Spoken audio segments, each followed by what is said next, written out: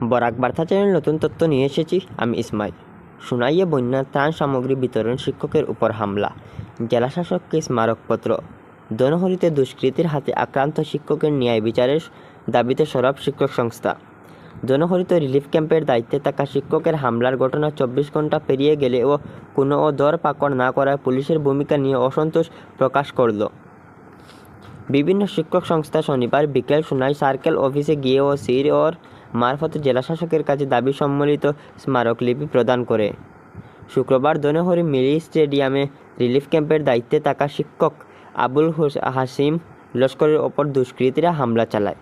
এ নিয়ে ওই দিন বিকেল থানায় দুজনকে অভিযুক্ত করে মামলা দায়ের করলেও এখনও কোনো পদক্ষেপ নেওয়া হয়নি বলে ক্ষোভ প্রকাশ করেন শিক্ষক সংস্থার কর্মকর্তারা। শীঘ্রই দোষীদের গ্রেফতার করে কঠোর ব্যবস্থা গ্রহণের দাবিতে জেলাশাসককে স্মারকলিপি প্রেরণ করা হয়। প্রতিলিপি দেওয়া হয় সোনাই সার্কেল অফিসার ও থানার ভারপ্রাপ্ত ইনচার্জকে। অতিরিক্ত সরকারি কাজে গিয়ে অপদস্থ হওয়া শিক্ষক ন্যায় বিচার না পেলে জেলা জুড়ে আন্দোলনের হুঁশিয়ার দেন শিক্ষক সদস্যরা।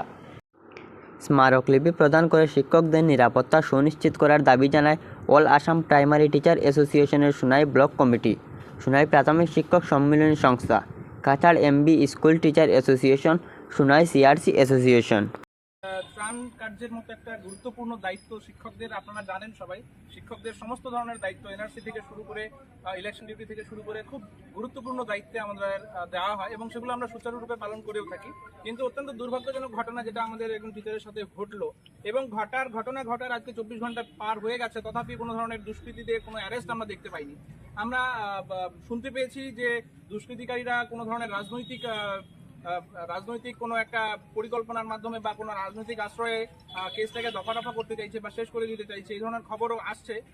তো সেই নিয়ে আমরা খুবই শঙ্কিত এবং আমরা যেহেতু শিক্ষক সমাজের প্রতিনিধিত্ব করি এবং যেহেতু আমরা শিক্ষক সমাজের মানুষ, আমরা তো আর সেইভাবে ওদের মতো করে তো আর মিসক্রিয়েন্টদের মতো করে ব্যবহার করতে পারবো না। তাই আমাদের বিনম্র আবেদন প্রশাসনের কাছে যে আজকে 24 ঘন্টা পার হয়ে যাওয়ার পরও যেহেতু দুষ্কৃতিকারীরা অ্যারেস্ট হচ্ছে না, এটা যাতে খুব গম্ভীরভাবে দেখা হয় বিষয়টা, নইলে পরবর্তীতে আমাদের যারা আরো যে সমস্ত দায়িত্ব যারা দেওয়া হবে আমাদেরকে, তাহলে আমরা একটা ভয়ের মধ্যে থাকবো, একটা আতঙ্কের মধ্যে আছি বর্তমানে।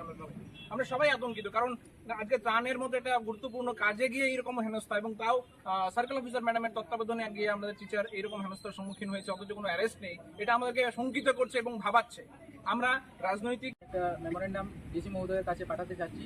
কারণ হলো এই যে আমাদের আবুল হাসিম লস্কর স্যারকে কালকে যেভাবে হেনস্থা করা হয়েছে, আমরা সঙ্গে সঙ্গে খবর পেয়ে এসে এসডিসি মহাশয়ের কাছেও আমরা কালকে অ্যাপ্লিকেশন দিয়েছি এবং তৎসঙ্গে সোনাই থানাতেও একটি এফআইআর দায়ের করেছি।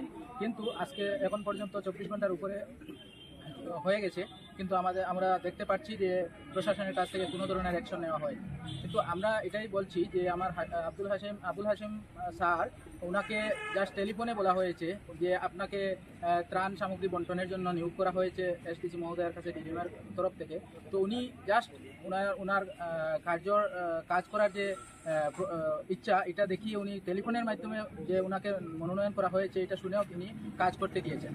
তো আজকে আমরা আমাদের যে কর্তব্য যেটা, এটাতে আমরা কোনো সময় গাফিলতি করিনি, কিন্তু আজকে 24 ঘন্টা হয়ে গেল আমাদের ঊর্ধ্বতন কর্তৃপক্ষ এইভাবে হেনস্থার শিকার হওয়ার পরেও আজকে প্রাণের ঝুঁকি ছিল, ওনার প্রাণও নাশ হতে পারতো যদি এই যে গুণ যেভাবে আক্রমণ করেছিল।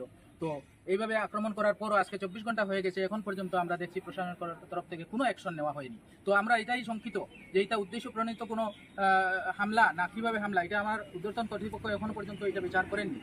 তো আমরা যদি এইভাবে আরও যদি 24 ঘন্টা চলে যায় আর আমরা দেখতে পারি যে কোনো অ্যাকশন নেওয়া হয়নি, তবে আমরা বৃহত্তর আন্দোলন শুধু আজকে ব্লক লেভেলে নয়, আমরা ডিস্ট্রিক্ট লেভেল থেকে স্টেট লেভেল পর্যন্ত আমরা আন্দোলনে যেতে বাধ্য। তো আমি ঊর্ধ্বতন কর্তৃপক্ষের কাছে এটাই বিনম্র অনুরোধ করছি যে আগামী 24 ঘন্টার ভিতরে আমার যে শিক্ষককে হেনস্থা করা হয়েছে তার উপযুক্ত বিচার আমার ঊর্ধ্বতন কর্তৃপক্ষ যেহেতু 24 ঘন্টার ভিতরে করে নিতে। ভিডিওটি ভালো লাগলে চ্যানেলটি সাবস্ক্রাইব করে ফেসবুক প্রোফাইলটি ফলো করবেন।